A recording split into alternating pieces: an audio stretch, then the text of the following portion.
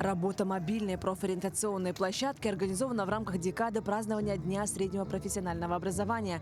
Любой желающий может пройти специальное тестирование и получить информацию о своих профессиональных предрасположенностях. После того, как интересующийся получил результаты теста, специалисты консультируют, рассказывая, куда и где можно поступить на территории республики. Образовательные организации, это 42 профессиональных образовательных организаций, у себя на местах проводят дни открытых дверей. Школьники с 27 по 29 сентября могут прийти и получить профориентационные мероприятия, консультации. Граждане, получившие у нас профориентационную консультацию, приобретают бонусом скидочные купоны, скидка номиналом 1000 рублей.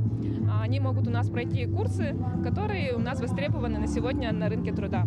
Больше всего опрашиваемых интересует информация по вступительным экзаменам, условиям и срокам обучения. В целом учащиеся высоко оценили проект. Мне важно знать, какое будет у меня будущее. И была интересна эта возможность узнать мою будущую профессию или хотя бы место моей профессии. Я прошла тестирование. Мне выдал результат о том, что я буду работать с людьми. Я, в принципе, рада этому результату. Я была уверена, в принципе, в том, что мне выйдет это. У меня были такие предположения. И этот тест был очень интересным и увлекательным для меня. Пройти тест можно до 29 сентября на площади Орджоникидзе и торговом центре Туймада с 10 до 18 часов.